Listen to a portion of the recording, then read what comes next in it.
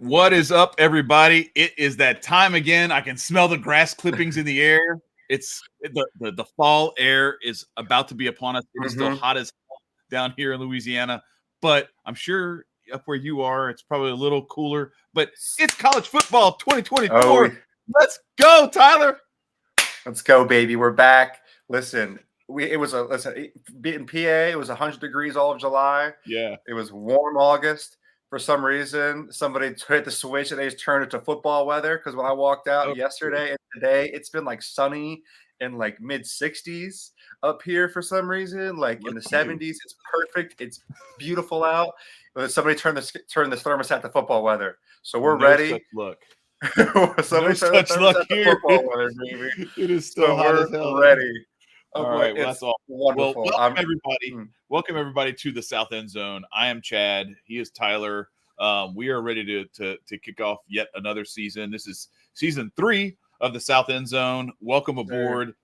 We have been doing this thing since since Brian Kelly took over at LSU, and we've had a couple of little run-ins with each other. Where we had to meet in the SEC championship game, and then we thought we were going to play each other last year, and I misread the schedule. It was scrambling.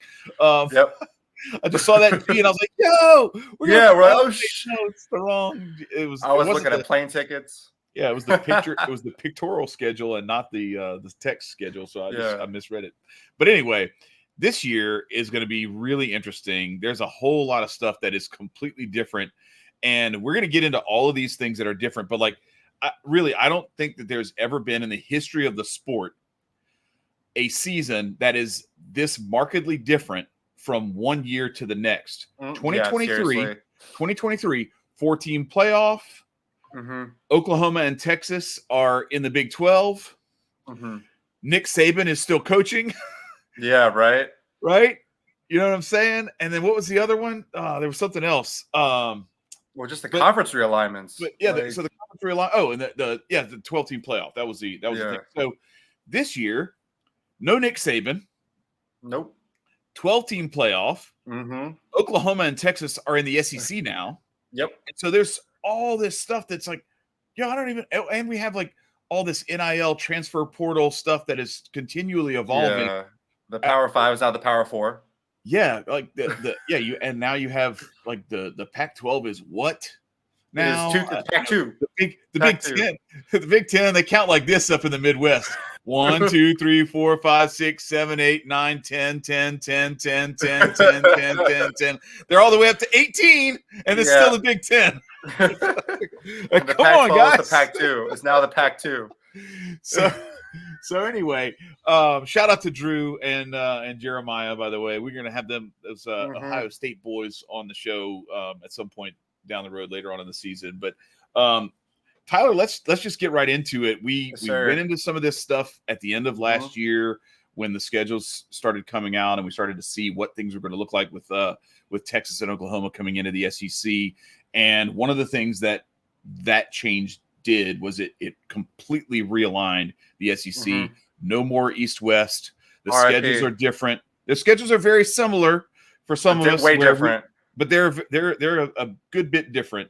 So let's pull it up. Let's go into the SEC so we can kind of preview what we're looking at here. And right at the top of the list, you cannot look away from this situation here.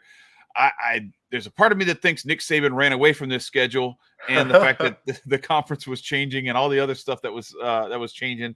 But look at this. Western Kentucky, that's your little gimme game. South Florida, not a super gimme, but it's not an SEC caliber. But they got to go to Madison to play against Wisconsin. And that's no joke. Yeah, that's no joke. He is a guy who gets a team right for a game like this. They've been wanting a game like this on their schedule. Luke Fickell is like, and I think you'll see like sort of similarities with Kalen DeBoer as a guy who leaves something better than they found it kind of coach. Right. But yeah, like for the first time ever, like, or at least I shouldn't say ever, but in a long time, Alabama actually has to play somebody out of conference, somebody real out of conference. On the road too. They're not coming down to Tuscaloosa. Do you know that they never played an out-of-conference road game since like 2010? No, it might have been the whole time Saban was there. They never played an out-of-conference road game. But it doesn't shock me at the same time. Yeah. I didn't know that, but it doesn't shock me. So then Georgia in Tuscaloosa, but I want you to look at that little blank space. So there's a bye right before they play you guys. There's also a bye right before they play us. So, they're not stupid. They gave themselves 2 weeks to prepare for both of us. But you got to go to Tuscaloosa. You finally, Georgia and Alabama are finally going to play in the regular season, but y'all got to go to Tuscaloosa to do it. First time in a good couple years. Yeah. So since 2019, I think. Yeah. I remember we went away to them again, and we had the lead, and then Mac Jones was like, "Oh, I have Devontae Smith. Oh, I have Jalen Waddle. Oh, I have all these guys. Let me just score 40 points in the second half," and that's what happened. You know, it happens. So that was the last time we went to Tuscaloosa. That was wasn't Williams. Oh, the kid that blew his knee out in the playoffs. The guy he plays for Detroit now. Oh, not Jahmyr Gibbs. No, Williams. Jameson Williams. That's it. Yeah, I couldn't remember his first name, but yes, Jameson Williams. He was on that roster too, I think, if I'm not mistaken. Yeah, they had like their receiving core at that time. Yeah, it was a monster receiving core. For it. Yeah. So then they South Carolina, Tennessee. I'm going to skip over Vanderbilt, Missouri, and Tuscaloosa. Like South Carolina, Tennessee, Missouri. That's not an easy run right there. It's sneaky, especially with Mizzou. 3 sneaky tough teams. Yep. Tennessee, the way they're South Carolina, kind of up and coming. South Carolina with Rocket Sanders now in that backfield. I don't, do they have enough other stuff? We'll see. Then LSU and Baton Rouge, and then of course, follow that up with Mercer after a bye week before the LSU game. But then they go to Norman, and then they finish with the Iron Bowl. So, I see – I would not be surprised at all if Alabama loses 4 games this year. I don't expect it. I don't expect it, but I would not be surprised. I mean, look at this. So if you look at the games that are losable, Wisconsin, Georgia, South Carolina, Tennessee, Missouri, LSU, Oklahoma, Auburn. That's like 8 actually their entire losable SEC games. Schedule, essentially. Yeah, that's 8 actual losable games. Yeah, their entire SEC schedule is up in the air. Alabama going 500 in those losable games, I could see it. Like I'm not sure. It remains to be seen. Is Kalen DeBoer going to be able to open the offense up with Jalen Milroe like he did at Washington with Michael Penix? They've got some quality receivers. Is it Roma Dunze and no. Is it that level? I don't think it's that level, but they've got quality in the receiving core. So it's just going to be interesting to see. The other thing is too, all that stuff that that Washington did over there in the Pac-12. We know we've talked about it for years. The defense in the Pac-12 is not the same as the defense in the SEC. Nope. Everybody's faster and stronger, and it's just. You just see it every year in and year out. You see the guys that end up in the NFL. You see the way that the game is played. The SEC just has a different level of talent, top to bottom, in the conference, and that's a tough schedule to play against as well. So now you got SEC talent at Alabama. You've got that Alabama talent, but they lost a lot of dudes. They did. No, and their two best guys on both sides of the ball, arguably, are not there anymore. You had Isaiah Bond, who is now at Texas, and you have Caleb Downs, who is now with Ohio State. Yeah.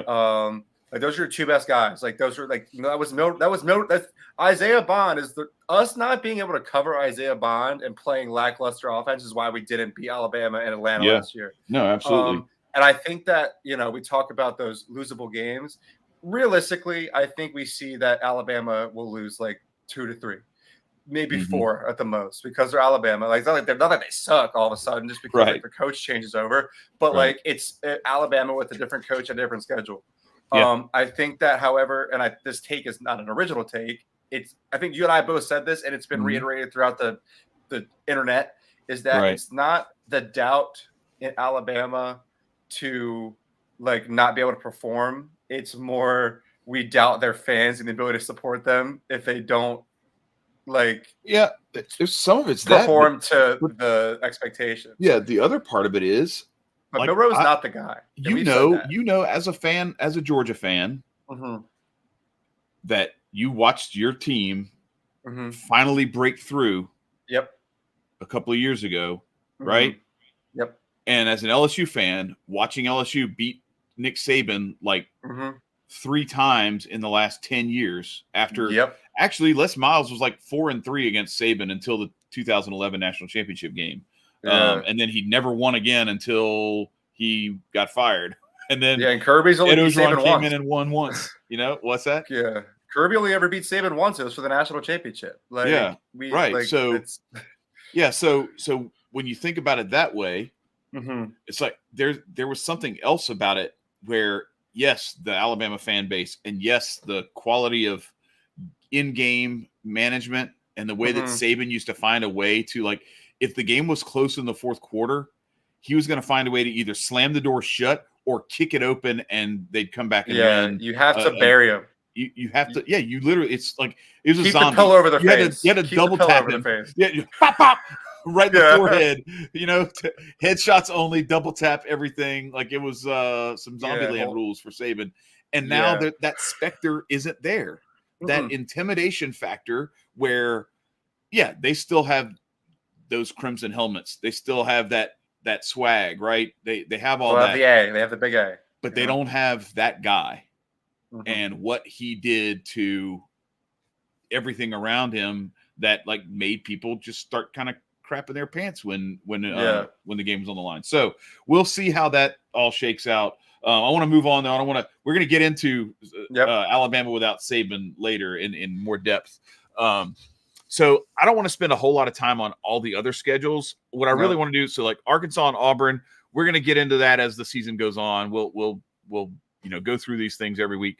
I want to point out a few. We're obviously going to go over LSU and Georgia's schedules, but I want to go through the top contenders, but then also I want to throw a little bone for Billy Napier and the Florida Gators because who arguably have the hardest schedule. What the hell?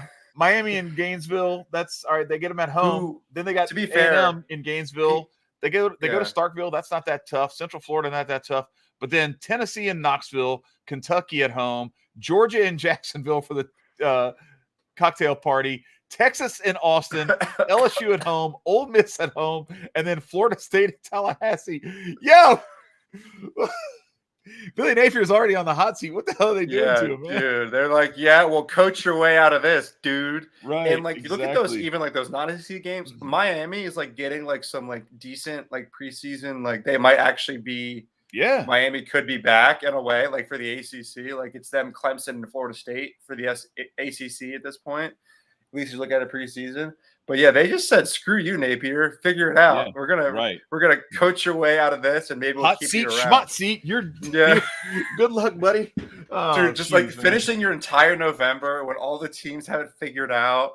Like you got to play us, Texas, LSU, Ole Miss. No, this literally feels like one of those Squid Game things where it's like, all right, if you're gonna get killed if you don't do this, and this thing is impossible, and he just starts sweating and like crying because he's got to like make the little umbrella out of the juicy Squid Game. Anyway, that kind of thing. The little cookie when you had to like break the cookie. Exactly right. Yeah.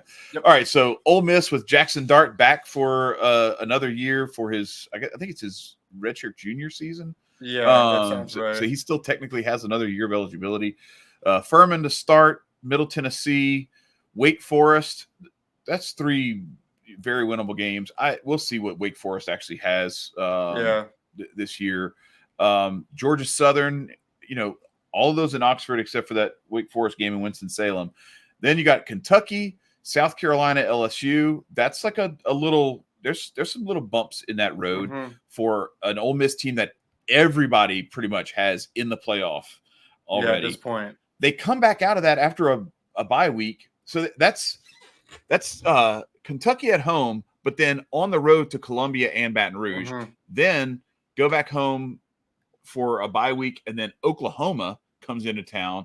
Go to Fayetteville to play Arkansas, should win that one. But then you come back home and you got Georgia. Now, they do have a lot of these games at home, but they've got LSU, South Carolina, Oklahoma, and Georgia in like a 6-week stretch.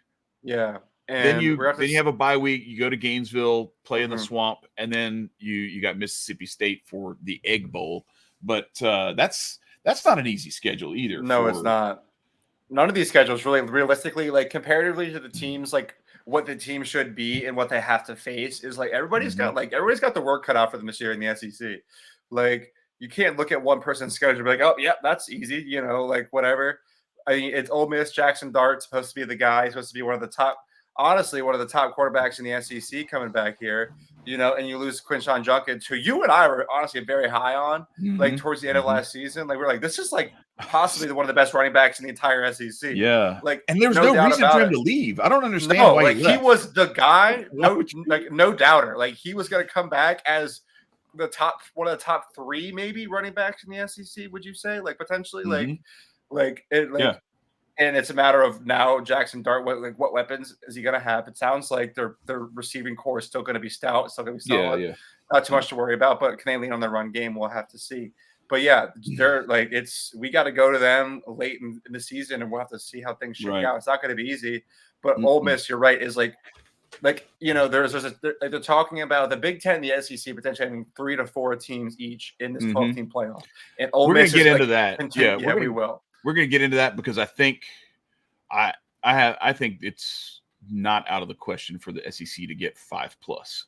I just think it all depends on how some of these matchups, how things shake out. Do you end up with like 3 10-2 teams in the SEC, or do you end up with like a 12-0? You know what I'm saying? Like it all depends on if there's a little bit of cannibalism within the conference. And there's a little bit of like kind of a merry-go-round of well, Georgia beats this team, but this team beat Georgia, and that team beat Alabama, but Alabama beat this team, and then the transitive property of everybody kind of beats up on each other, and you end up with like 4 or 5 2-loss teams. You're gonna tell me that you're gonna bounce all of those guys out of there for a 3-loss Purdue or something? So anyway, we're gonna get into it.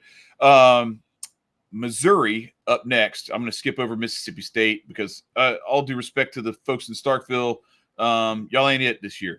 Anyway, so Missouri's got Murray State, Buffalo, Boston College, Vanderbilt. That's a really nice on-ramp into this season.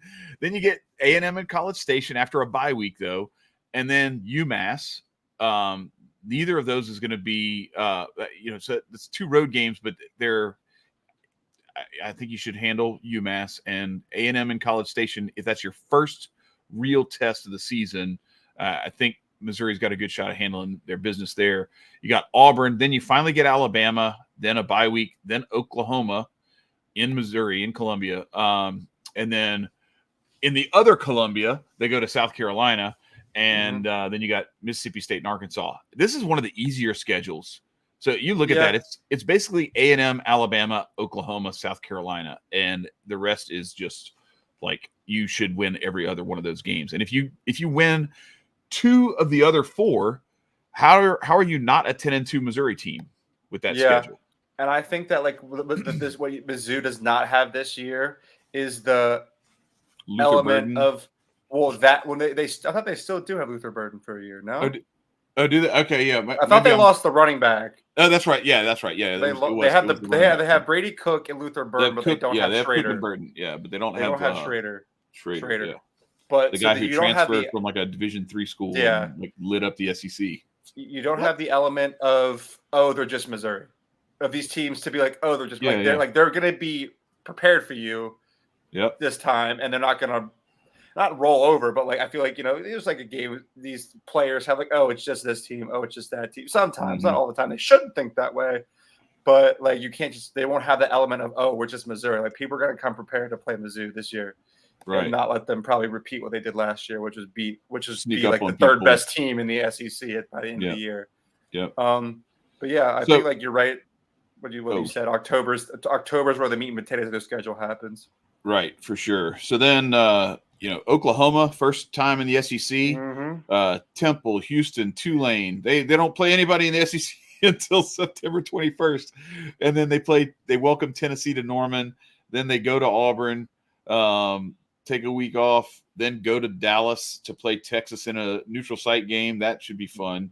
That's their big showdown. The what do they call it? The Red River. Red River. Yeah. So then. South Carolina comes to Norman. Then they go to Oxford to play Ole Miss. Then they've got Maine and Norman, and then Missouri and Columbia, Alabama comes to Norman, and then they go to Baton Rouge to play LSU. This is a sneaky tough schedule. I mean, look at this. Tennessee at Auburn, neutral site Texas, South Carolina, Ole Miss in Oxford, Missouri in Columbia, LSU in Baton Rouge, and the one home game that you get in those is Alabama coming to Norman. Yeah.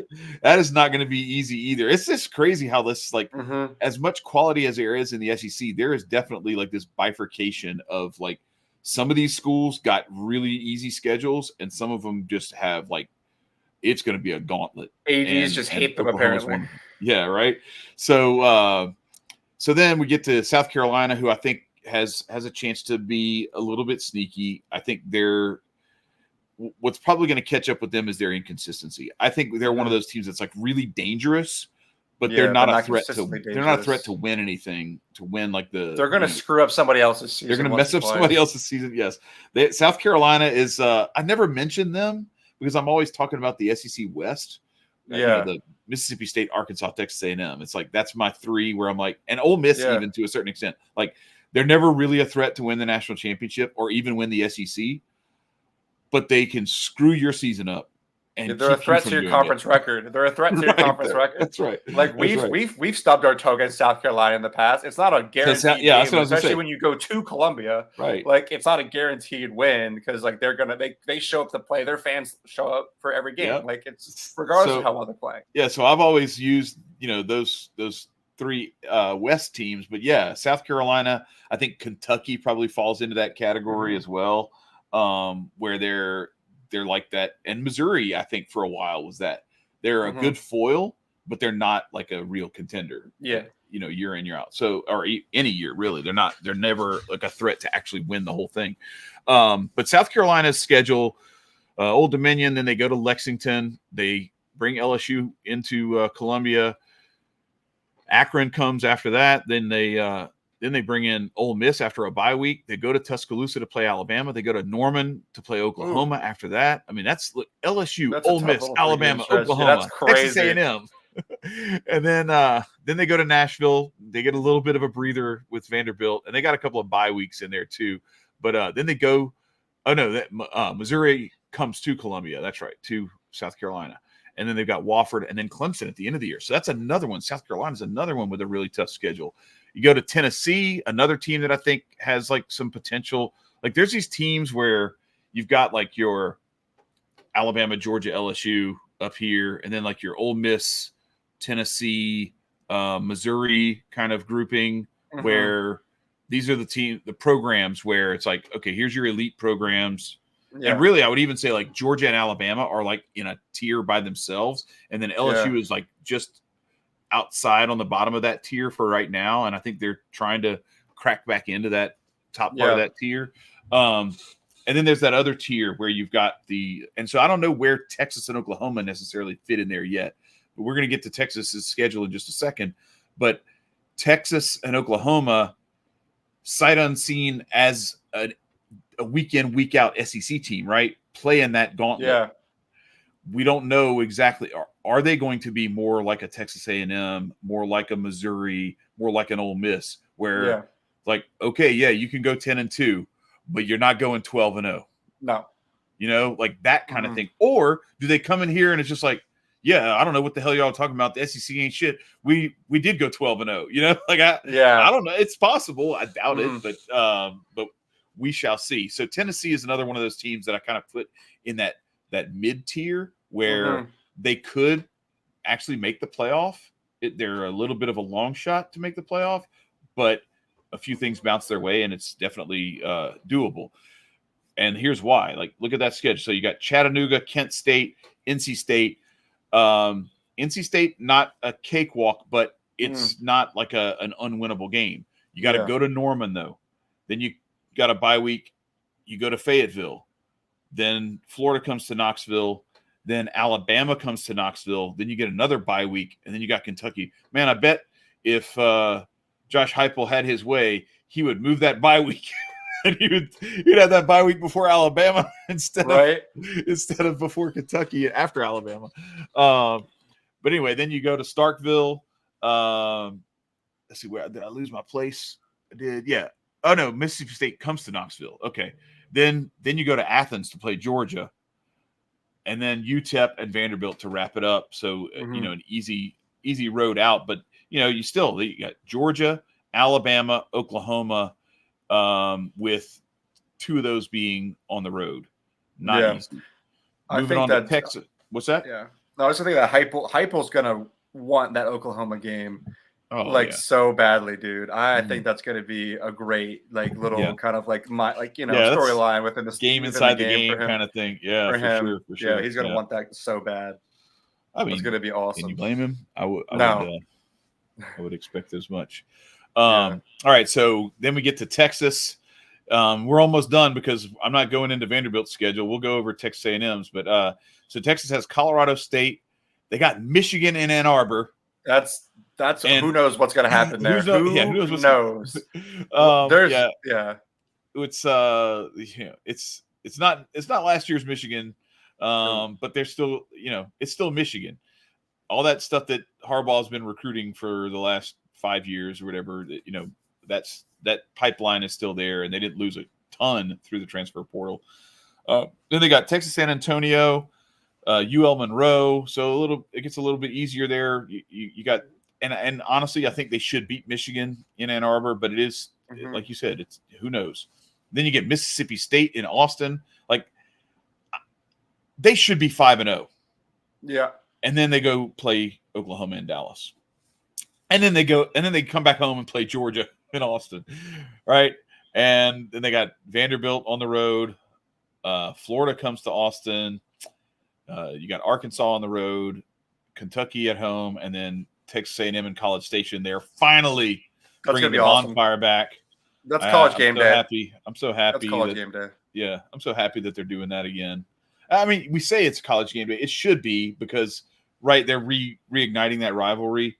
It should be, but we'll see if it actually gets the nod, because game day does some weird. That's a weekend where there's a lot of rivalries that weekend. Yeah, so. Which is true. I think that's a rivalry that hasn't happened in umpteen years. No, right. That's the thing. Yeah. That's the part of it that makes sense. So A&M, they've got Notre Dame coming to College Station. That I don't know. That's just one of those ones where I don't know how good Mike Elko is going to be. Yeah, if it was in South Bend, I'd be like, that could be something. I think that Texas A&M might take that, at home. Yeah. It's early for Notre Dame, so I just don't know what Mike Elko is going to do with it, either, because he's lost a lot of stuff to the portal and all the stuff that Jimbo paid for they doesn't have anymore. Right, and this is not the ACC, and you're not coaching at Duke where the expectations are really low. This is A&M. It might be the worst fan base to coach for, because they have the most unrealistic expectations and the most money and the most money. The cult. It's like the cult. It's so weird. They're such a weird school. I think I heard they have they spent $350 million or something like that on their boosters on football budget for I don't remember what period of time it was, but it was it was more than some schools whole endowments. So what? Crazy. Just on a football. Dude, Texas A&M recruits. That oil and that oil and agriculture money. That just oil and ag money, man. It's crazy. Yep. All right. So Notre Dame in College Station.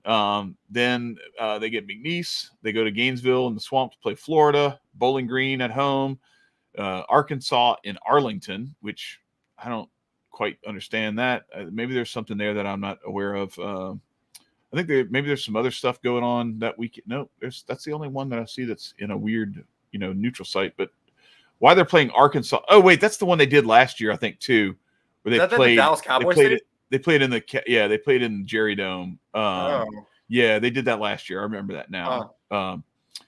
Then they get Missouri in College Station, Mississippi State in Starkville, LSU comes to College Station. Then you got South Carolina on the road, New Mexico State at home, Auburn on the road, and then Texas in College Station to round it out in the big bonfire game. So that's our breakdown. I think we'll get into like kind of record predictions and everything, unless you have some ideas. But I think where I'm looking at this right now is it's Georgia and Alabama at the top. I think it'd be silly to pick otherwise, although I would not be surprised at all if Alabama finishes like 4th or 5th in the SEC, where like an LSU, an Ole Miss, Texas, that kind. So I would say like Georgia, Alabama, Texas, probably in that order, or maybe Texas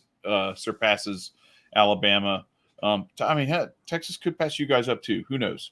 But then you get into that. It's the LSU, Ole Miss, Oklahoma type range where I think maybe you see some of the other Tennessee, that sort of stuff, Missouri, those schools peek in. But I think we're looking at like maybe an undefeated team. Yeah. Do you think anybody goes undefeated? I think we're more likely to have a couple of one-loss teams play for the SEC championship. Honestly, do you think that all of the good teams have tough schedules? Yeah. So I think it's going to be really hard for somebody to go undefeated with that. And I agree. I also even us. Yeah, and I wonder now. So now with a 12-team playoff, so this is one of the things we haven't ever really talked about with college football, because it's talked about a lot in the NFL. If you got a guy who's not 100%, you can give him another week with the 12-team playoff. Yeah. If you don't have any losses, if you're undefeated and you got a guy and he needs a week, like Brock Bowers last year. Yep. Right. And Ladd McConkey too. Probably could have sat out another couple of weeks. Yeah. But you couldn't afford to do that because you didn't make the playoff anyway. So like even rushing him back, you didn't make the playoff. Yeah. So you really couldn't risk, sitting him out another game. You needed him when and he wasn't 100%. He had that tightrope or whatever they call it procedure on his ankle and all that. Yep. So I just wonder if we're not setting ourselves up to have the undefeated team in the SEC not become extinct, but become a lot more rare. Yeah. Number one, much tougher schedules. There's a lot more depth to the conference now. So the days of like Alabama being able to play only one top 10 team all year are over. Like for anybody. You might have to play 3 or 4. Yeah, right. We had to play 4. We had to play 4. Yeah. So and the fact that you can afford to lose a game and still get to the SEC championship, and even still 2 if you lose the right game. Even 2 if you lose the right games. Well, it's a little tougher now because you're doing a full 16 teams ranked 1st to 16th. Well, when it was East-West, you could. But the playoff, you at least. But to get into the playoff, you can definitely lose 2 games to get in. I think 3 maybe. We're going to have 3 lost teams in the playoff from the SEC. I would be willing to do that. Yeah.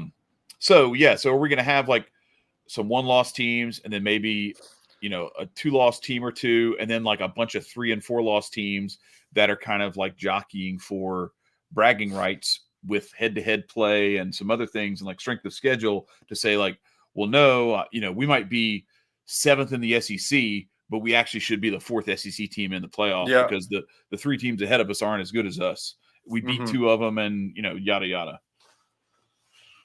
Yeah. So I think, Say it again? No, so what do you think? I think you said it's going to be very difficult for anybody to go undefeated. I would love for us to go undefeated again. I don't think it's going to be plausible, which is fine. Like you don't have to be like sweating. There was a certain like, especially for like being a fan of like a team that was a contender, like almost having to sweat every single week, knowing that you couldn't have any blemishes on your record or you were screwed. Like we lose one game by 3 points in a game where we had the worst offensively coached game I've seen in the last 2 years. We essentially rolled over and said, "Hey, Nick Saban, why don't you go?" Turn the ball over. Didn't you fumble the ball inside the 10-yard line? We fumbled the ball on an exchange. On our half of the field. On our half of the field. Oh, okay. It wasn't. I thought it was inside the 10. Maybe it was inside the 20. but we just had like it was the worst offensively coached game like in the past 2 years. Like we lose by 3. We almost don't beat them. Well, We lose and by you had 3. a play that should have been an incompletion that was called a Yes. completion that didn't get Yep. reviewed. Nope. They just said, let's go spike, let's go snap the ball and keep it moving. Yeah, that was all like once again, and like if Isaiah Bond's on that game, we win that because that was literally like we couldn't keep him from getting the ball. Right. He was so quick and just come across all over the place. But yeah, I think that I don't know if anybody's going to go undefeated in these schedules. We'll have to see. Do you want to actually pull up we have our own special graphics for our schedules. We can break those down and how. So I'll let you go first, since you have the most recent national championship, and thank you. Favorites to win the championship this year. But yeah, so let's go through it. So you start off the season with Clemson, whereas we do. South Carolina finishes the season with Clemson. But Tennessee Tech, and then Kentucky, but then Alabama. Yep. Then Auburn. Now the only thing is I don't have home and away designated here. You might know this stuff, but it doesn't show on here. We go on the road to Bama, Ole Miss, and Texas in our SEC schedule. I believe we have Kentucky, Auburn, Florida, Mississippi Tennessee. State. Well, Florida's at the cocktail party. Florida's the cocktail party. That's right. That's in Jacksonville. Yeah. That's in Jacksonville. I know I'll be honest with you. The only thing that stuck out. I can pull it up right here. I got it. All right. So you play Clemson in Atlanta. So that's a neutral site. That's not a neutral site. Yep. Chick-fil-A kickoff. Yep. And then we go to Lexington. I'm sorry. So it's our home games are Auburn. It should be Auburn, Mississippi State, Tennessee, because we play Florida neutral. Yeah. So I think we'll probably be wearing red in Jacksonville if I had to guess. But let's just look at the quality of the opponent. So Clemson, Kentucky, Alabama, Texas, Ole Miss, Tennessee. Now, you could make an argument for Auburn maybe, but I think your Tennessee Tech, Auburn, Mississippi State, Florida, UMass, and Georgia Tech are wins. And those other ones, you've got 6 or 7 games there where, I could see you losing a couple of those, at least one of them. In my opinion, if we're gonna, you want to pull up like our bigger schedule now that we have pull up like the fancier. Hold on, let me turn around here. Wait, this one? Yeah, there we go. So I like it so it's just easier to see. Yeah. So if it's gonna happen in the block of the 4-game block of Bama to Texas, that little 4-game run. If it's gonna happen, I think we got Ole Miss. I don't care if it's at Oxford. I think that I think that their offense. We took care of their offense last year. And they don't even have Junkins anymore. Like, no offense. Like I don't think they're going to be able to handle our. I know they can't handle our offense because they couldn't last year. I know we'll talk about it. I know we're without Brock Bowers, Lad McConkey, without Kendall Milton at running back, but I think we're going to be fine, and we'll talk about that. If it's going to happen, it's going to happen either in Tuscaloosa or in Austin. I think if I had to lean, I think it's going to happen more in Austin because it's a team that we're not used to playing. Like it's Sark. It's they're going to have some guys, and I think that's when it might happen. I don't want any of it to happen, but if I have to, if you're forcing me to be not biased and forcing me to be like a realistic person, I think that it's going to happen either in Tuscaloosa or in Austin. I think that Kirby's going to maybe feel like he could coach a better game against, without his former boss on the opposite sideline. So that's why I think that we might be a little bit more okay against Alabama, other than the fact that it's away. But I know that honestly, though, this may be just my LSU bias coming in because we've struggled against Alabama, regardless of who's coaching in Baton Rouge. That last game in Baton Rouge, notwithstanding the overtime win against Saban in Brian Kelly's first year, we won that one. But typically, LSU went 20 some odd years, and then Saban beat Alabama when he was coaching LSU in his first year. That was the first time we had beaten them in 2 decades in Baton Rouge. Yeah. And then we started beating them in Baton Rouge here and there. And then we went through another stretch, but we've beaten them in Tuscaloosa or in Birmingham more than we've beaten them in Baton Rouge, which is crazy. Yeah. I don't know if it's like that for other schools, but it's like that for us. So I guess what I'm getting at is that I think it's weird, but like it's almost like I think they feed off of an opposing crowd and taking that crowd out of the game Yeah. more so than they feed off of even their own crowd at home. And Yeah. I think you can actually take their crowd out of it and make it a little bit more you know, road team friendly there. So I don't know, we'll see. Yeah. So let's get into our schedule now. So we've got Southern Cal in Las Vegas next weekend. Then we come home and play Nichols. Then we travel to Columbia to play South Carolina. Then we've got UCLA at home. That's a home and home that started, I think, in 2020 or maybe 2021. I don't remember when that. Maybe it was 21 when we played them there. That was when Ed Ogeron got in trouble because he told some guy he was wearing like a pussy blue shirt or something like that. And then we got our asses beat. And so it's like, well, you should have shut up and just gone and coached the game, bud. Yeah. And then, geez, who is this? I can't remember. Is that South Alabama? Is it? That's what that looks like to me. That is South Alabama. Jeez, man, your logo recognition is elite. All right. Then we got Ole Miss at home. We played them in Oxford last year in that heartbreaker. And then we got Arkansas and Fayetteville, and then A&M in College Station back to back. And that's like with Alabama looming. Mm-hmm. Granted, there's a bye week, but it's still like I'm those two games right there scare the hell out of me because you're playing them both on the road. We typically play A&M much worse, much closer when we play them there. And Arkansas just tends to be like the bane of our existence. We'll still beat them, but it'll be like a rock fight. It'll be so ugly. It'll be so like just dirty and gritty. And why in the hell are we even struggling with this team? But we'll see. And then we go to Tuscaloosa. I'm sorry, no, they come to Baton Rouge. That's right. Alabama comes to Baton Rouge. We played them in Tuscaloosa last year. Then we go play in the swamp with Billy Napier. And then Vanderbilt and Oklahoma to round it out at home.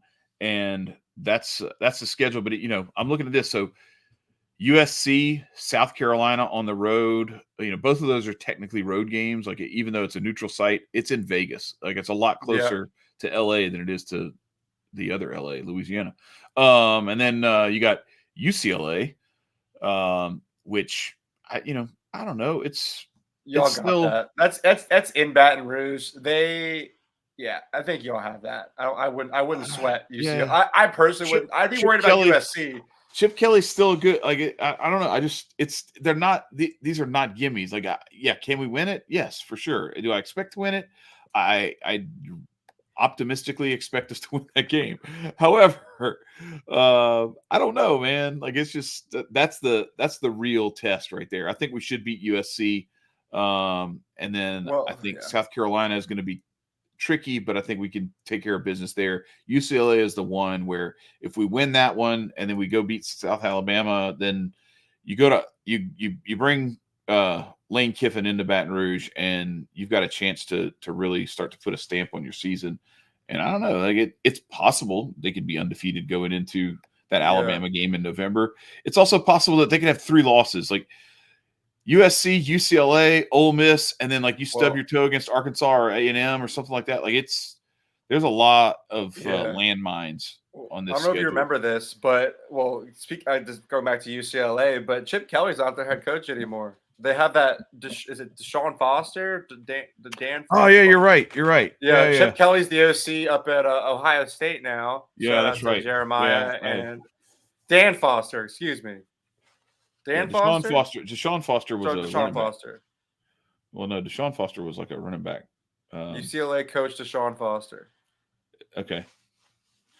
Yeah, he's the new UCLA head coach. So that shows how much I I think pay y'all got attention that. to Right. teams I was gonna say, like, no offense playing to the rest of the world, but weird ass conferences like this is the an Pac-12 SEC / Big favorite. Ten / whatever conference they're in now. Yep. But yeah, okay, Deshaun Foster. Dang, okay, so all right. I feel a little less. Maybe we should. I'm just Maybe saying, we man. should win that one. I don't no hate on Deshaun Foster, but I hope we'll be all right there. Yep.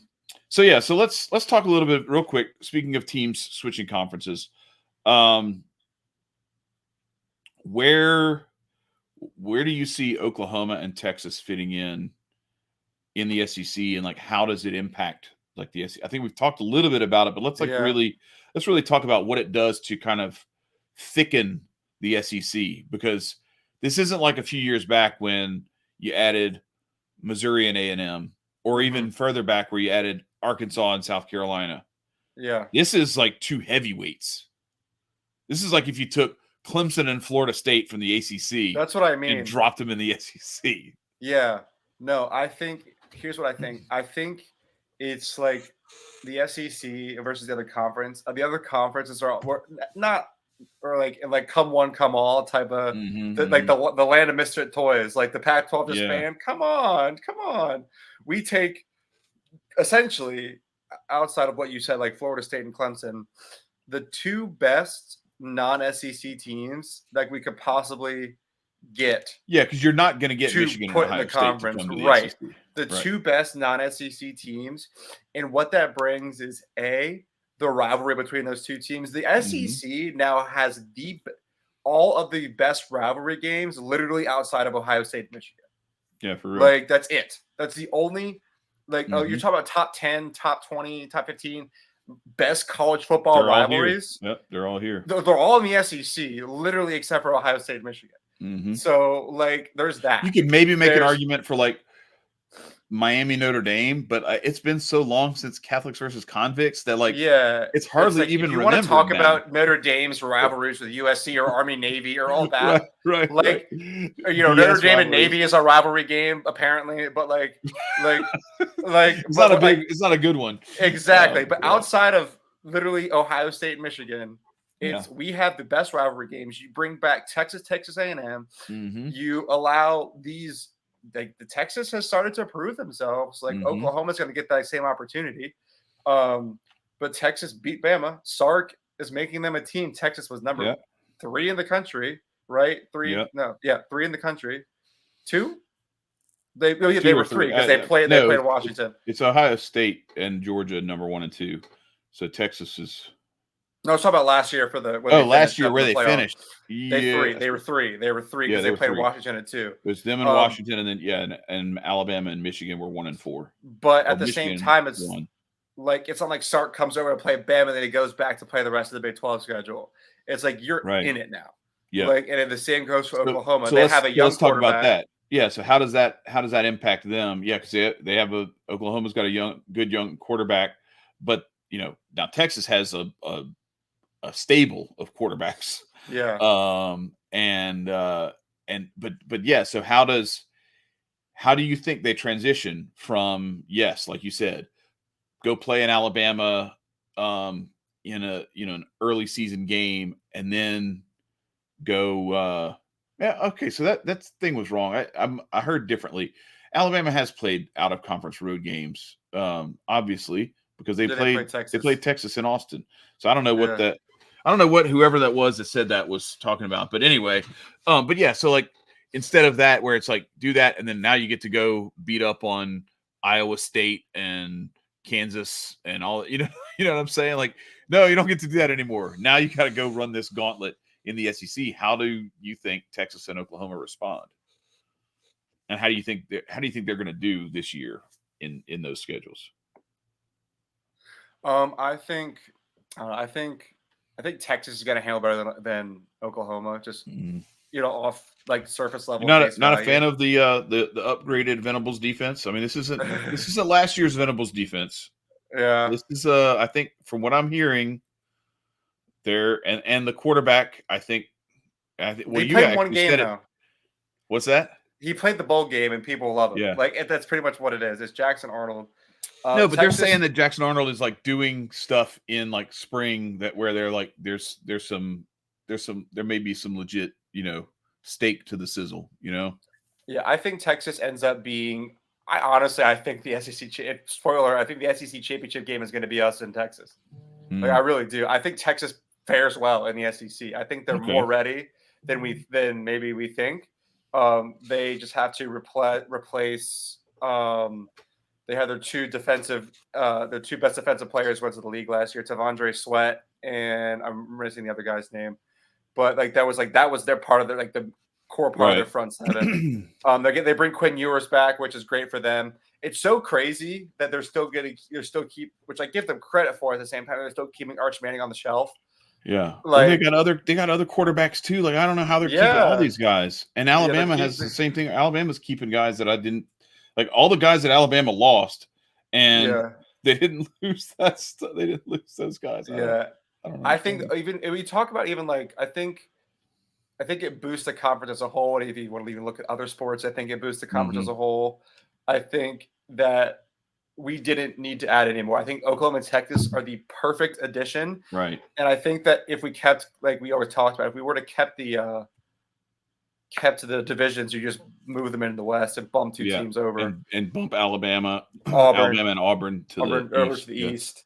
I don't know. I think Texas fares better than Oklahoma, but it'll have to be. I think Is having. that more just because of what they have right now, or and I'm talking about this year, but I'm also talking about like long I think term. you talk about veteran quarterback status, just Yeah. like Okay. bringing those guys in. But Texas has proved themselves already to the SEC and proved themselves on a more national scale than Oklahoma has so far. That's my personal opinion. Um, I think that Ewers is gonna do right in the SEC. I think Sark's gonna do right in the SEC. I think that you're bringing a young quarterback into an SEC schedule. That's going to be tough. You talk about the revamped Venables defense, but can you Yeah. play offense in the SEC against SEC defensive Right. lines? Yeah. Like Understood. that's my personal. That's what I think. I think Texas does better, and I think that Texas might end up in the SEC championship if they play their cards right.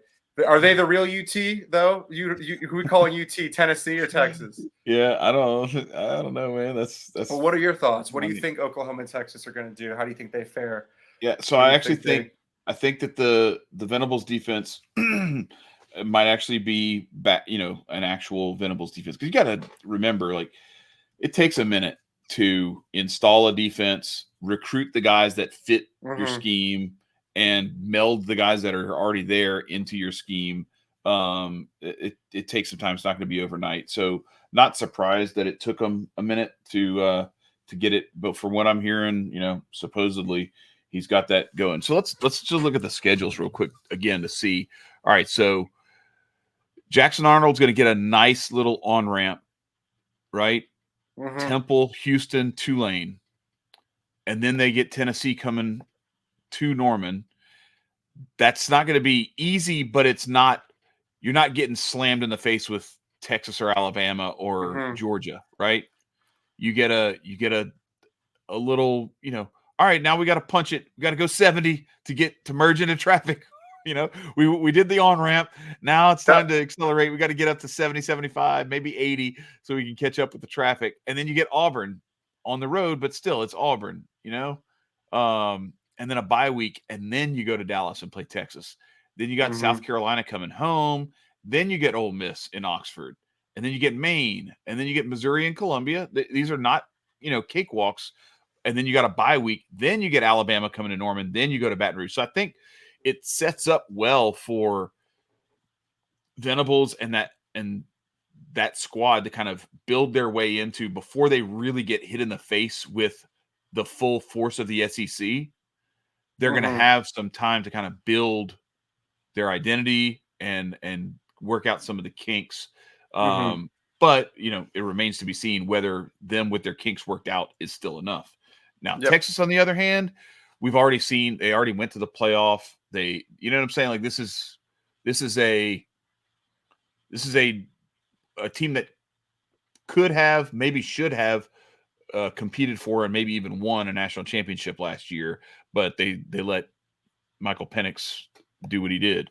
So they also have a little bit of an on-ramp before they get into the heat of that SEC schedule. They really don't have any of their tough SEC opponents, and their first one that they play is a team that they already play every year in Oklahoma. Then they get the Georgia, Florida, Arkansas, Texas A&M, and they actually have, like, of the teams that we've talked about, because we talked about you have all these teams. I think if there's a team that's going to go undefeated in the SEC, it might be Texas. Yeah, just because look at that schedule. They get the right teams in Austin. They get the right teams coming to Austin. They get the right teams coming to Austin. I think I'm telling you that burnt. They don't have the other more. Stuff. They don't have Alabama. No, I agree. They don't have Ole Miss. You know what I'm saying? Like there's a lot. They're missing a lot. They don't have Missouri. They're missing a lot of the top tier of the SEC. They don't have Tennessee. You know what I'm saying? Like this is. They have the easiest schedule of all the top 5, top 10 teams in the SEC. What's that?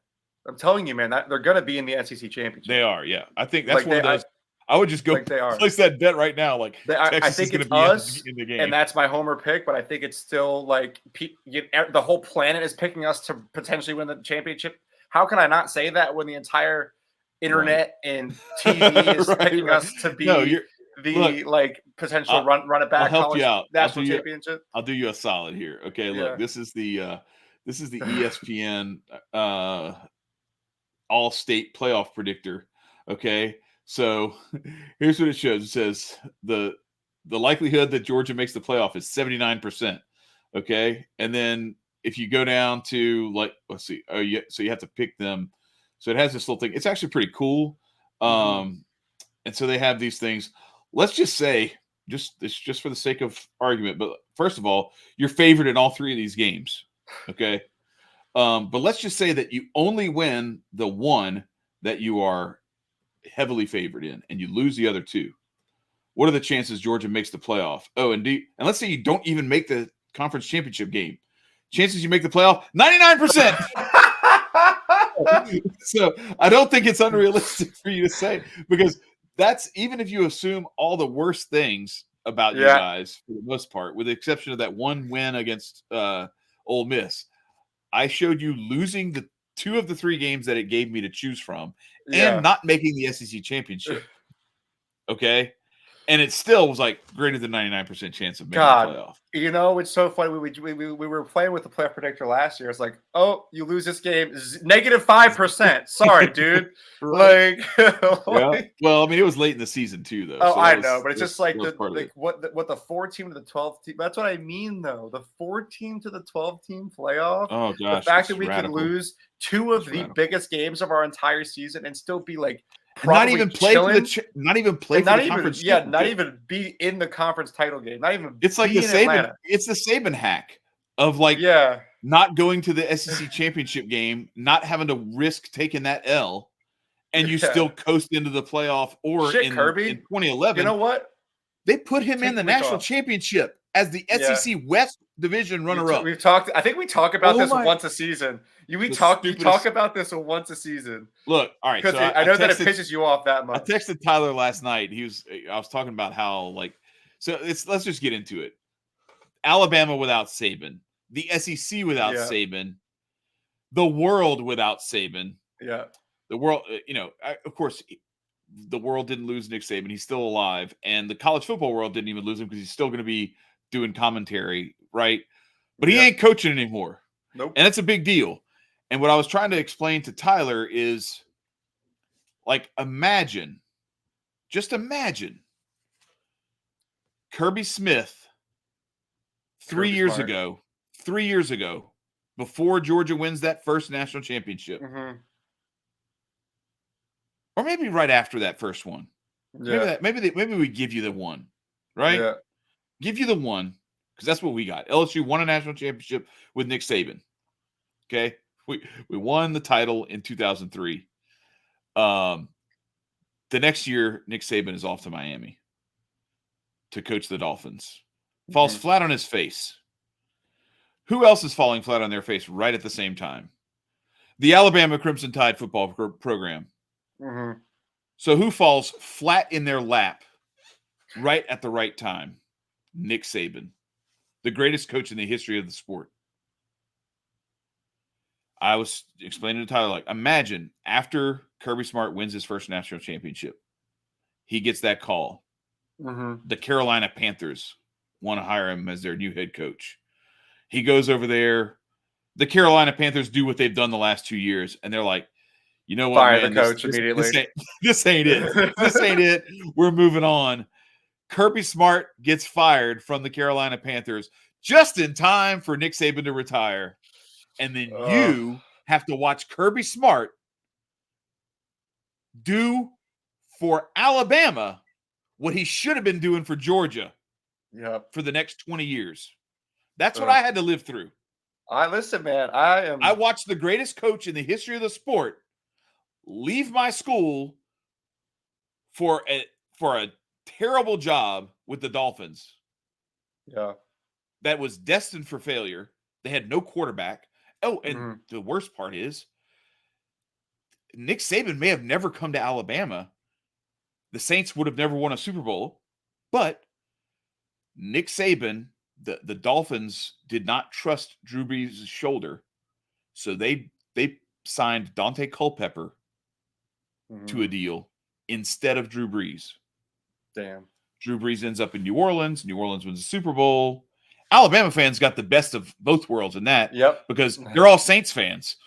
So all the Alabama fans are Saints fans. I went to a playoff game in 2011. It was Matthew Stafford was quarterback in the Lions against the Saints in the Superdome. And the LSU Alabama national championship was like, that was on a Saturday. That the national championship was on Monday. And there were Alabama fans in the stands rooting for the Saints right around me.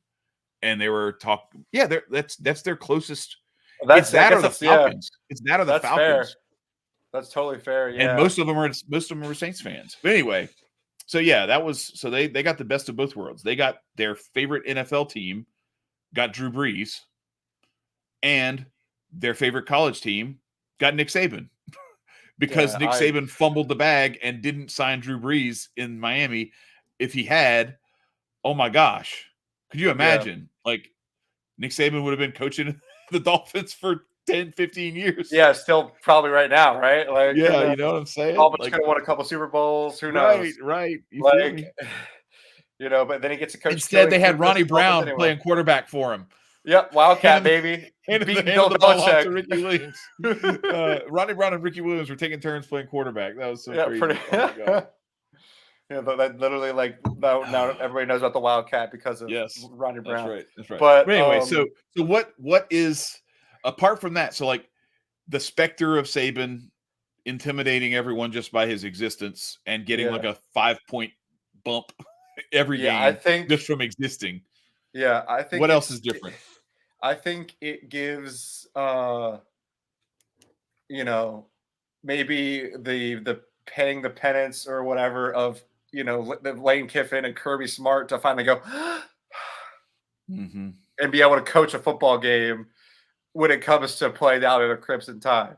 Like, it's just been always the Saban assistant. He's a Saban assistant. It doesn't matter what. At the end of the day, he's still a Saban assistant. Kirby unfortunately proved it over again until we won the Natty and then folded again in the SEC championship. Lane has proven it every time they've played Alabama, no matter, they had the best chance to do it last year. It's like Alabama had their clear, and Sark only did it once, Sark only did it once, and they had Jimbo Fisher did it once or twice. Not as great team. Did Fisher win beat him twice? He once, right? Yeah. Right, yeah, because the last time A&M beat Alabama was when Johnny Manziel was the quarterback. Yeah, right. But yeah, it's just like they were clearly a weaker team, and because of that specter of Nick Saban, it was like they were not by measure a good Alabama football team. And I have so many friends who are like, no, Jalen Milroe is good. I was like, no, he's not. He's not. He is not. I think Jalen Hurts. No, he's very inaccurate. He is Jalen Milroe is very inaccurate. He's a super athletic. Like, he is he's a physical guy, and he's very athletic, and he's talented with his legs. And I think he's got a strong arm, strong arm, and he sounds like he's a good leader for the team. Yeah. But I think he's not a good no quarterback. shade on him, but he's not. He's not Michael Penix.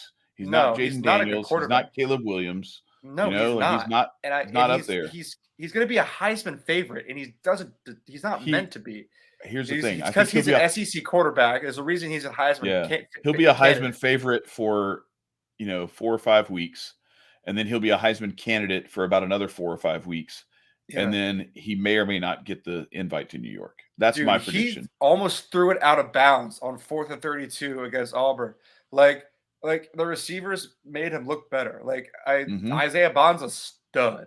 He's gonna get open. Not many people were able to cover him last year. Whether you run zone or man, he's gonna be wide open somewhere. He's just that good. So I don't know what I think that yes, the specter of Saban is gone. I think that it sounds like DeBoer's record, however, has been a leave it better than you found it wherever he has gone. So right. I think that this job does fare well for him. I think it sounds like he's instilling the right culture. He's gonna be able to coach this team well. But I think other teams are gonna look at them as more beatable, and that's what you need. Just simply that confidence to be that's not Nick Saban. This is a beatable team. And I think that. And so the people talk a lot about the clutch gene and whether or not clutch actually exists. And a lot of it comes up in baseball. There's a lot of clutch discussion in baseball. And I think it does exist. I think it is real. And I think that to say that it's not and to just look at the numbers exclusively is really stupid. What you're looking for is not that you have somebody who has this superhuman, when it's clutch situations, they get so much better and their numbers get better. It's that they don't drop off because they're able to regulate their heart rate. They don't get as nervous. They have a calm about them. And I think that that's kind of what we're talking about here with Saban.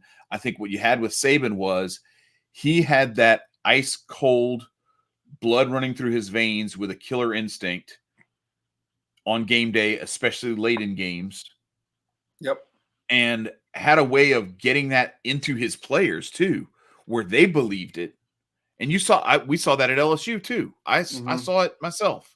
I hated that he left. I'm not going to sit here and sugarcoat it and be like, oh, Saban sucks. No, he's a really good coach. That's why I was mad that he left and went to our arch nemesis. It's terrible. Yeah. But the other thing that he did was, I think his presence put a pressure on other coaches that unless they had that clutch gene themselves, or maybe he stifled it a little bit because it was so different. It was a different feel when you're coaching against him. You felt holy shit, I have to play perfectly. Let me not make a mistake. Let me not give it to him. And you're thinking so much about trying to not give it away to him that you end up doing it anyway. You know what it feels like? It feels like, I don't know why it just popped in my head. But remember the Water Boy, where it's the big rival, the big guy, big time head coach, and the guy who's in his own head, but it's because the other coach has his playbook. Right. He's secretly reading it. That's what it feels like whenever Kirby Smart would coach against Nick Saban. Listen, that's what it's literally felt like. Nick Saban was like, "Ha, I gotcha." Right? Are you familiar? There was a game we played. I think it was 2012. Yeah, 2012. Right after Alabama had beaten us in the national championship, which, as humiliating and devastating as that was, we were the best team in the country by far.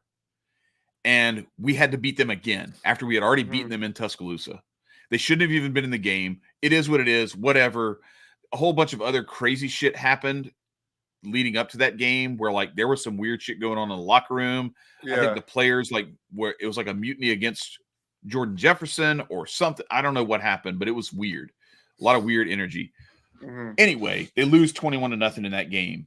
And it's it haunts everyone still to this day. 2019 sort of exercised that demon, but not completely. Well, the next year, 2012, we've got them beat. and we had just hired John Chavis to come and be our defensive coordinator. And he was at Tennessee before that with Phil Fulmer. And we hire him over. He comes to LSU. He loved to blitz. And we have Alabama beat. We go down, and instead of like kicking a field goal or like doing anything, we end up punting, and they have like a minute left to like march the length of the field and beat us. And AJ McCarron was like 1 for 7 in the whole second half.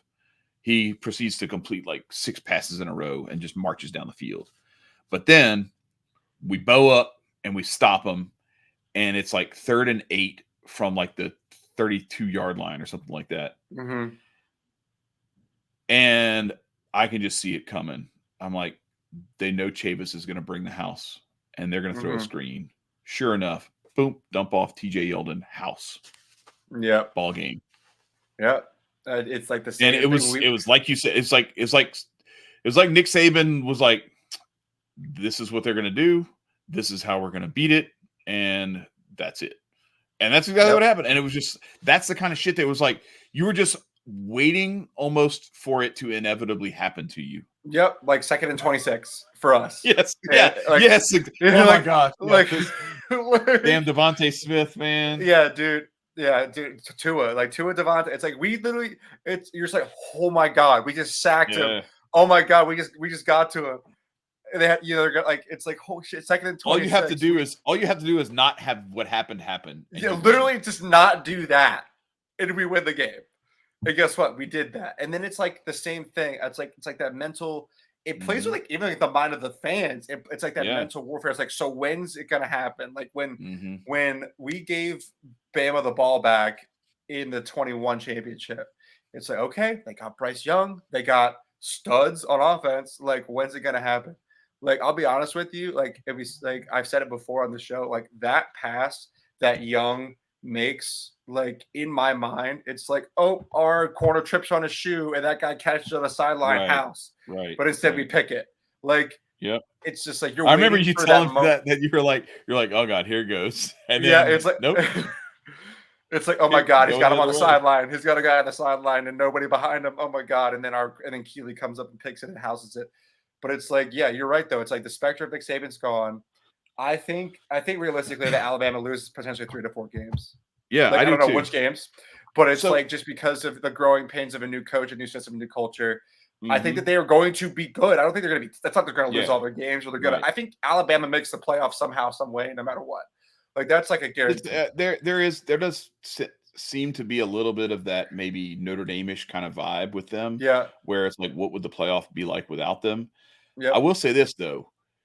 If it were still Nick Saban, and as we have seen their gradual decline, because ever since I called, like after they won the 2020 national championship, and you sweated a little bit. I was like, Nick Saban's done. He's not winning anymore. Yep. And I did. I sweat a little bit because they didn't get to any championships. No. But when they got to the playoff. They got to the playoff. They shoehorned Alabama in over us. Right. And you're like, uh-oh. Yeah. Well, so it was like a couple of things.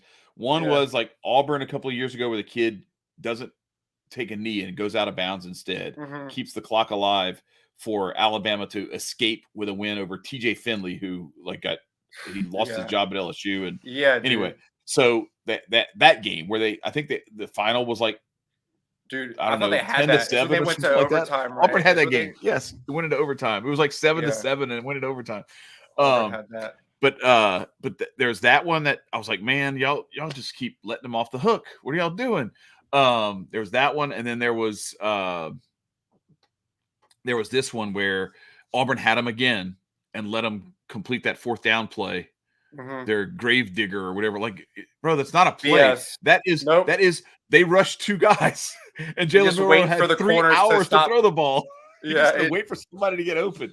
Yeah, it's like eventually somebody's got to be open. Yes. So anyway, but what I was getting at is you started to see like this little decline. I think that's why Saban tapped out when he did, was because I don't think he felt like he had the energy left to turn that behemoth ship around and get it going back again, because the game was starting to change in a way that he maybe necessarily couldn't keep up with, or that he just wasn't ready to transfer be a portal and part of. NIL was the downfall of Alabama, and I will stand on that fact. The transfer portal and NIL was the downfall of Alabama being able to stay Alabama, because I've talked about this before. It's like you can't just stockpile 5-star, 4-star the guys. perfect example is Bo Scarborough.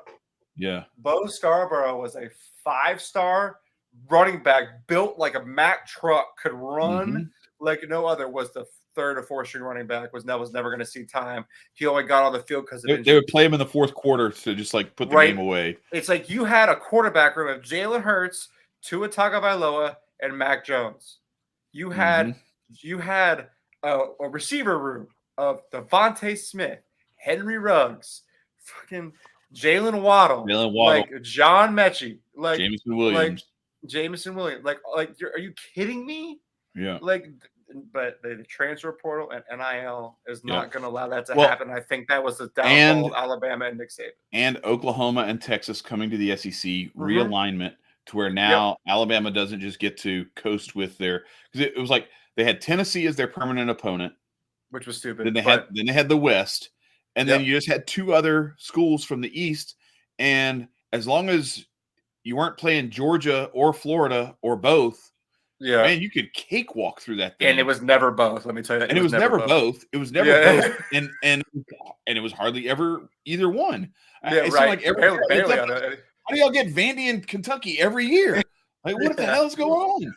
Or South Carolina or something like that. It's like, what did y'all do? Who did y'all kiss? Do you think that the Bower, I mean, I guess because Alabama's 12-team playoff, do you think that, like, if they really stink it up, I'm talking like 4 to 5 losses, do you think that there's any way that they get that grace to somehow be the 11th or 12th seed? Oh, no, I don't think you can. If you get 5, if you end up with 5 losses, no way. Yeah. 4 losses. It just depends. We have, and we'll get it. We can look at the playoff predictor thing and everything next week. But I think it's going to be.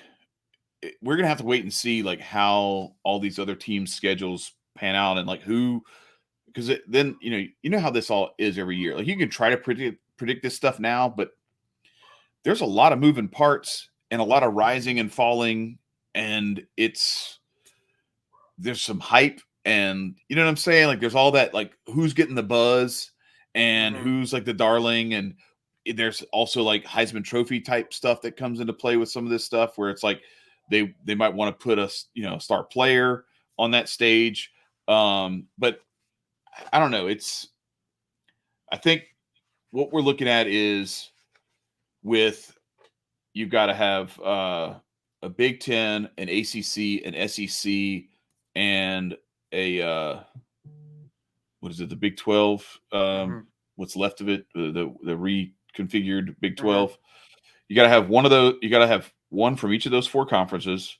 Then you have to have a Power 5. I mean, a Group of 5 school, right? Yep.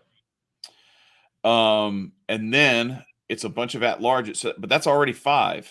Yeah. So now you've got 7 spots, and it's probably going to be a couple from the Big Ten, guaranteed, a couple from the SEC, guaranteed, and maybe one more or possibly 2 from the ACC. Well, now that's 5, maybe 6. So that only leaves 1 or 2 other teams. Is a 4-loss team, like, are they into the discussion? Yeah. But are they a lock? And a 5-loss team, I don't think you're in the discussion. Yeah, that's fair.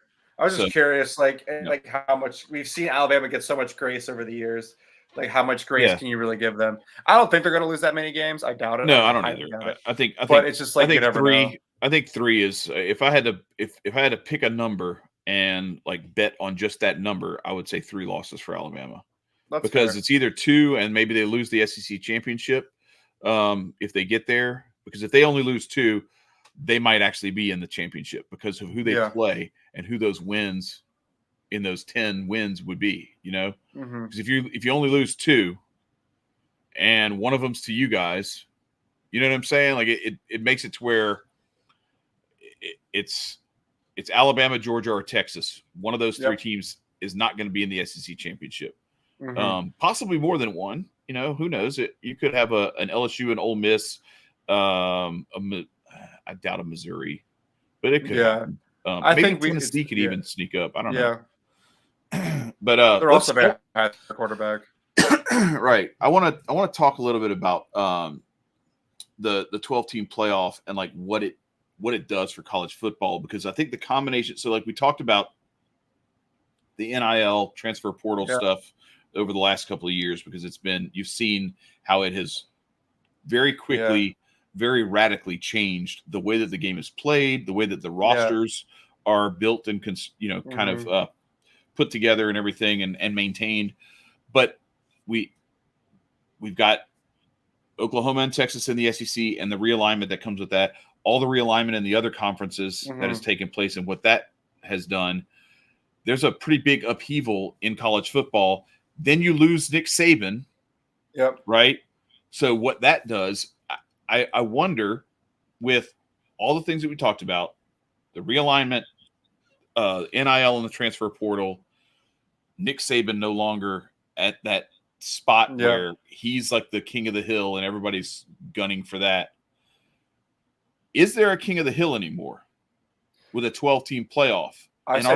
It has this democratized the elite tier of college football and made it to where now, if you can get into the playoff outside of maybe that group of 5 school that just gets like the automatic bid to get their brains beaten in, which I've always said they should be able to get. Like if you have a 12-0 Boise State, they should be in the playoff.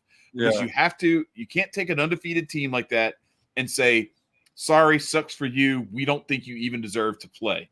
Yeah. No, you got to let them play. And then if you beat their brains in, you beat their brains in.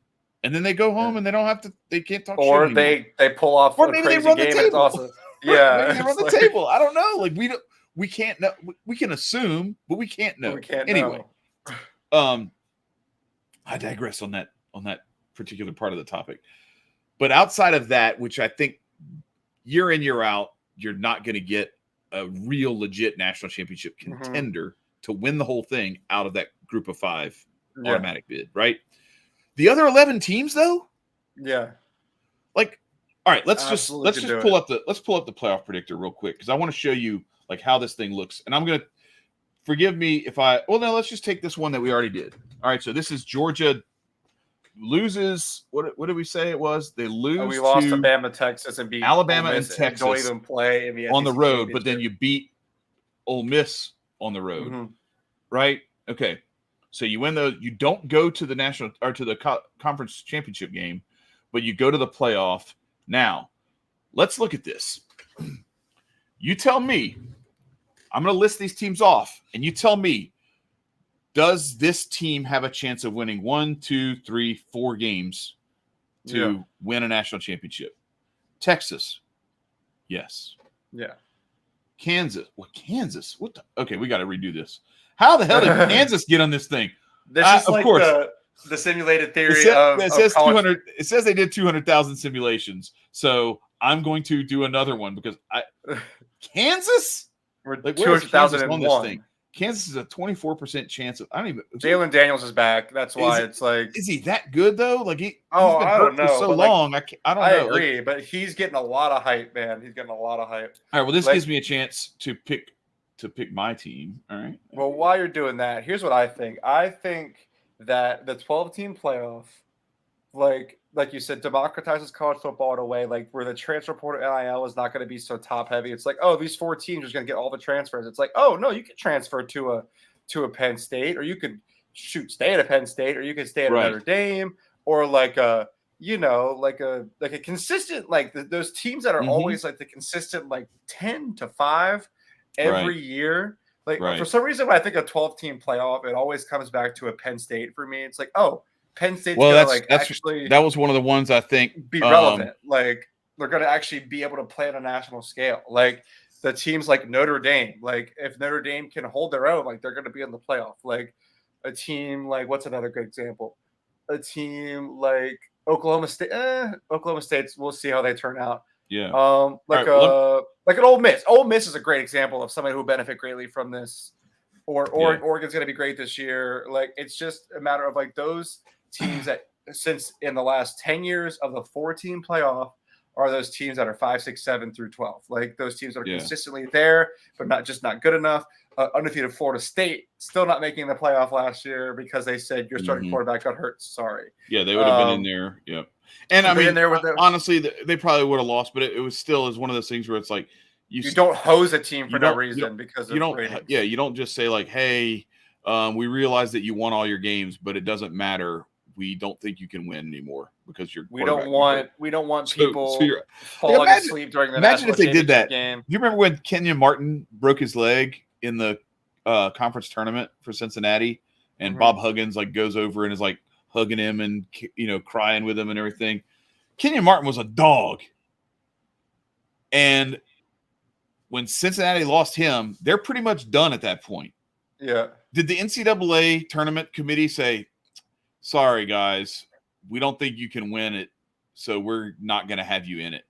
Yeah. Like, no, that's not what that tournament is about. And the other thing that I'll say is that what's going to happen with this playoff is, number one, you are going to have way more teams now that you will be like, man, I don't know. Like, they could make a run. Yeah. This team could make a run. That team could make a run. Yeah. Especially if the matchups just lay out right. And it's like, oh, damn, like this team's got a road to that. And like, if Penn State can actually win those 2 games or 3 games that they should win, then if they get to this game and they pull that off, they can win the next game in the national championship against whoever comes out of the other. That kind of conversation starts to happen. Well, I want to get back to this because, all right, so I pulled up the LSU thing. So they said pick the winners of these games. So I picked LSU to beat A&M, Alabama to beat LSU, and then LSU to beat Oklahoma. And so then I said they don't make the conference championship game. Not sure why, but I'm just like assuming that you're going to have like a 1-loss something up. 99% chance to make the playoff. But this is what I wanted to do. So, all right, Georgia, yes, Georgia can legit win the thing. Oregon, yes, Oregon can legit win the thing. They just who's the quarterback that transferred over there? To Florida State or to where? No, to Oregon.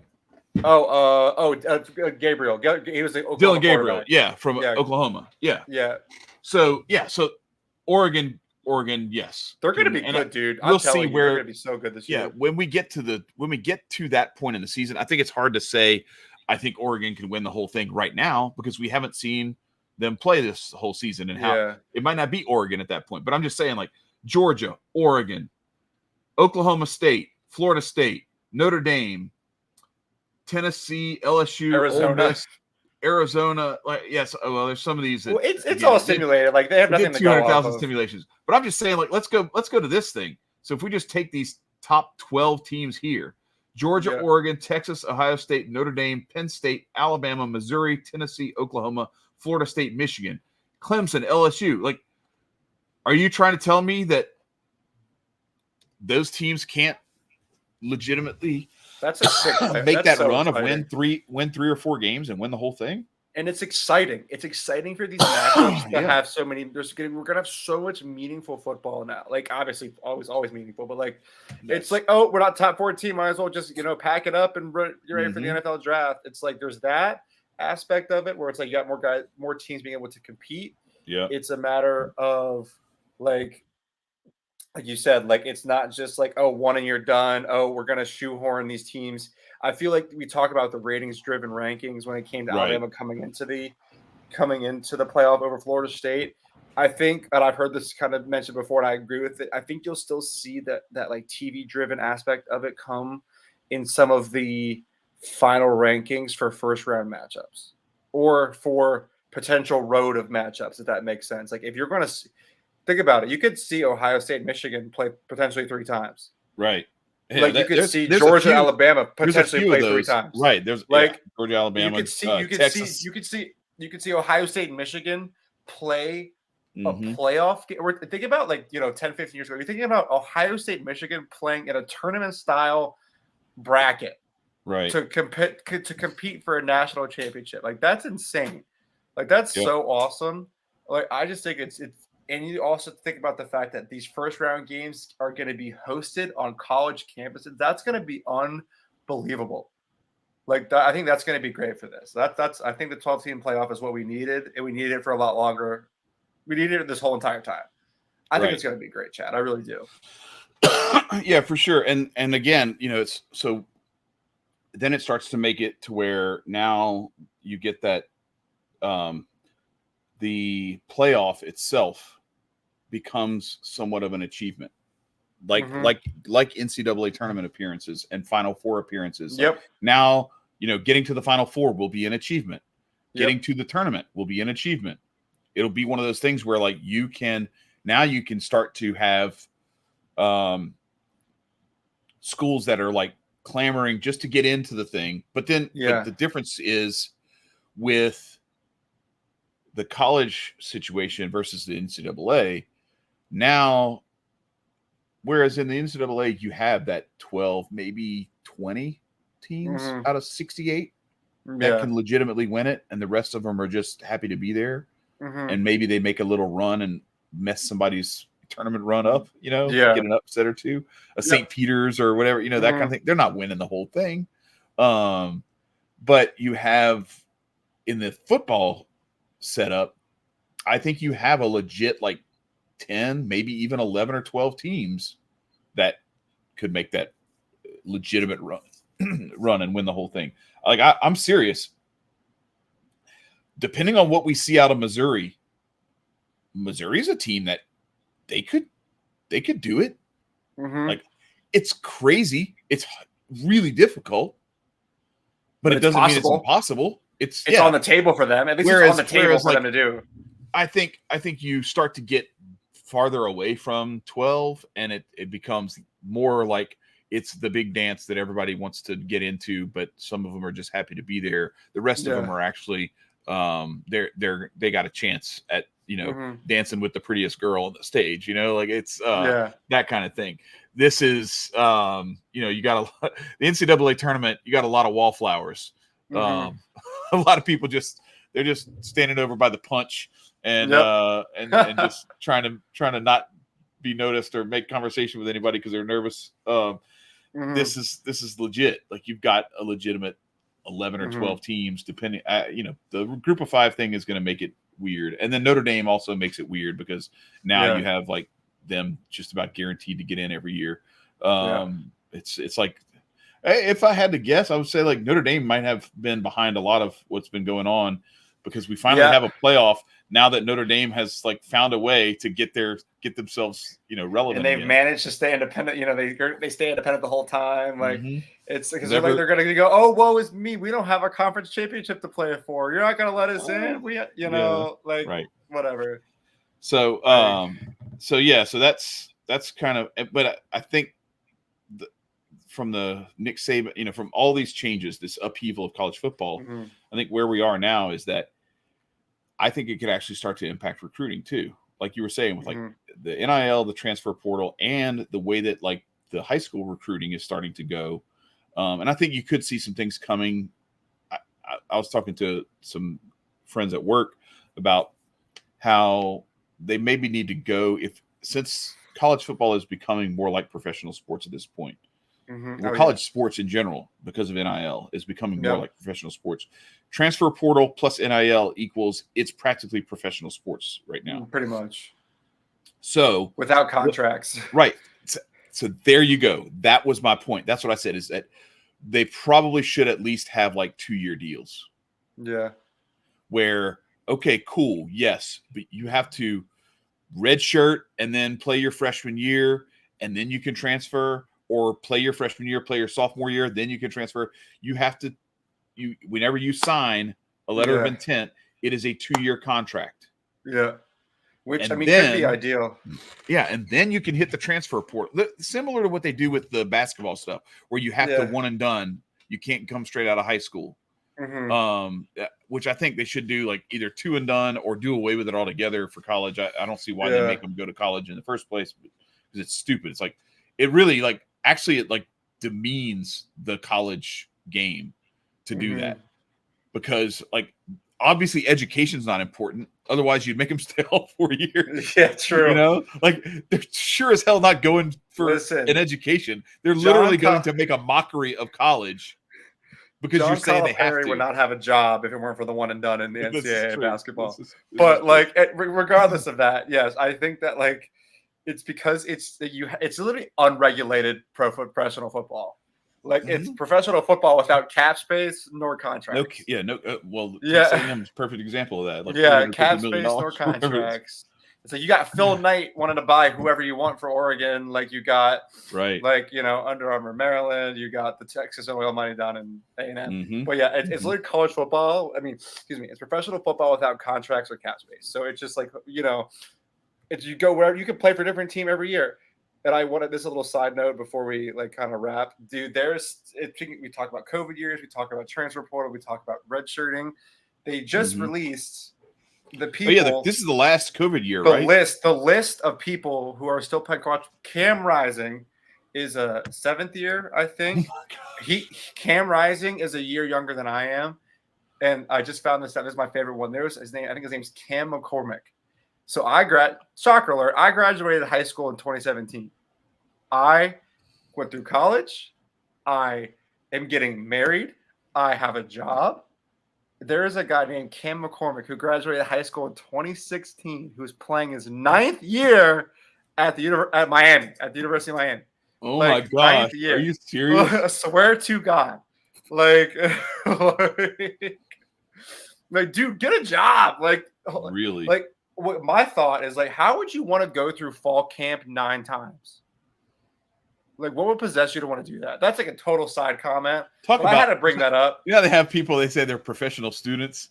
Yeah, right. They keep going to grad school and then he's postgraduate, doctorate, secondary and tertiary degrees and everything like that. Yeah. 2 doctorates and 3 masters and all this stuff. They're just doing like theses and dissertations all the time. Papers. It's like that. That's what this guy is. He's doing it with football. That's crazy. But so it's changing. What I think is going to happen is now you're going to have it's not Alabama and everyone else anymore. Nope. And I don't even think it's you guys and everyone else. No, I don't think so either.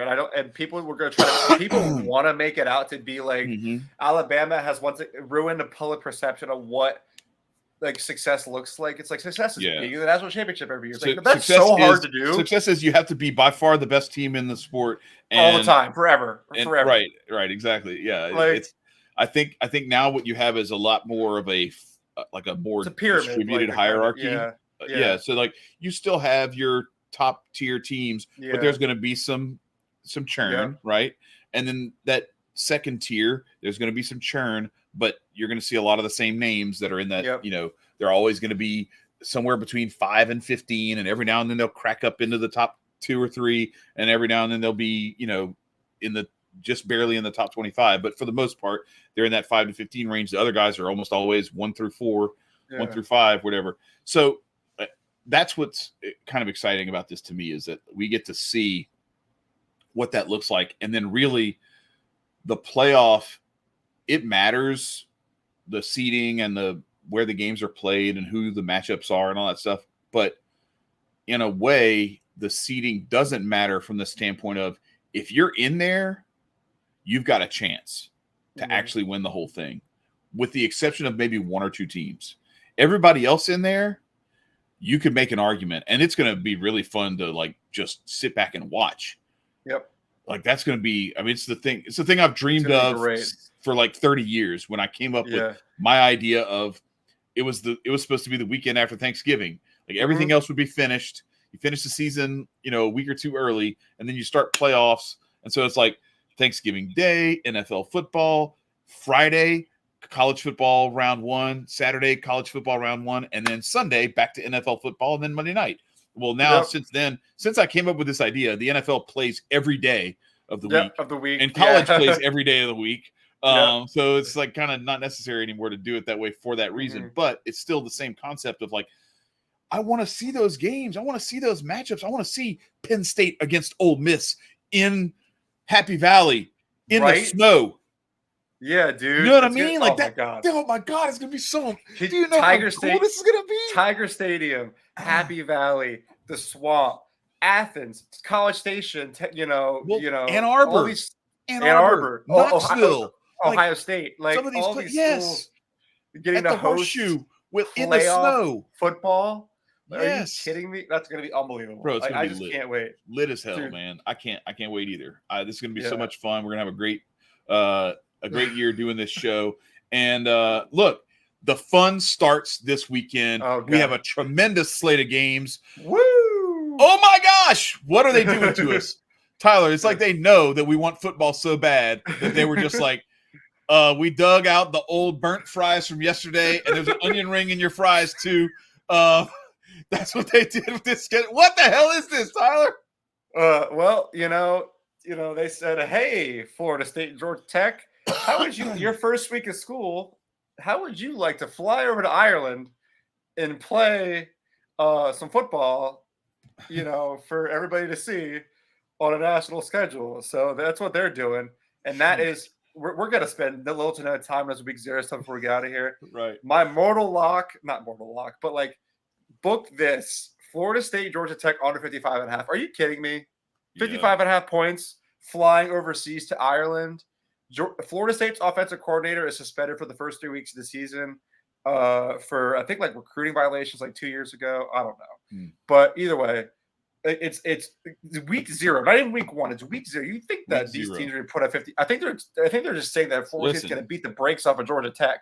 I don't think either one of these teams is going to be ready. Because there is zero reason to watch any of these games except that it's just we finally get to see football again, and it's not NFL preseason football either. It's like actual real football, but it's kind of not.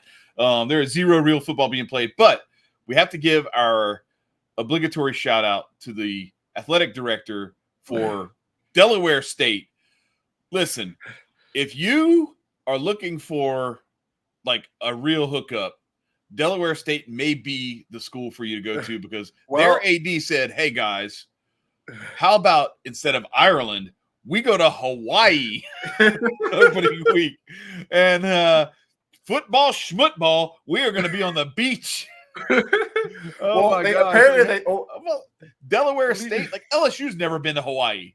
Apparently they said football because it's come out that they missed their bus to the airport and they didn't make their 10.5-hour flight to fly all the way out there. My gosh. So there lies the difference between FBS and FCS football scheduling and being on time.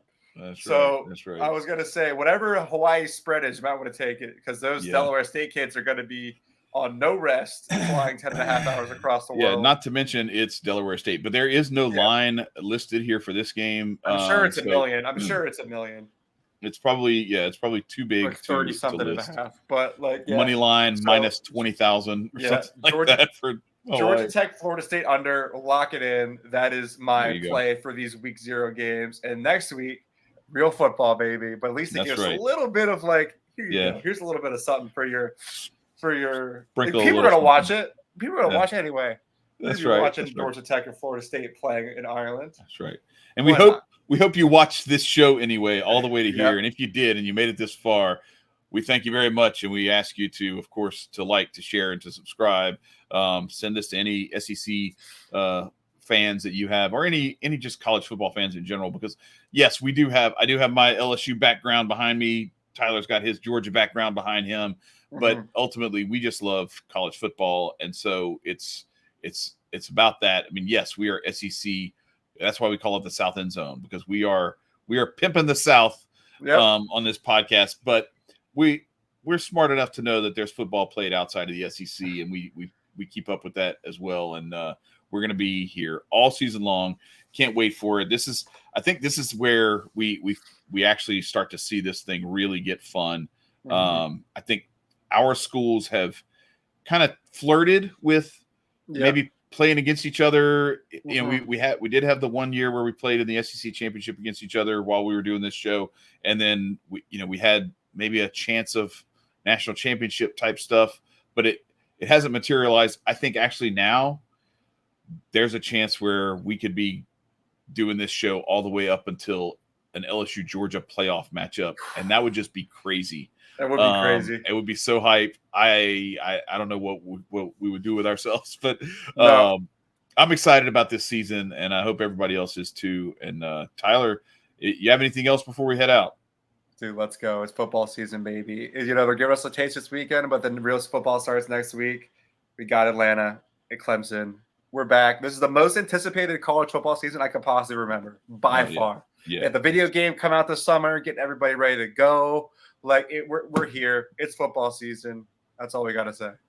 That's right. That's right. Go Tigers. Go Dogs. Let's get it. Sir. 2024 is ready to rock and roll. This is the South End Zone. I am Chad. He is Tyler. Peace, y'all.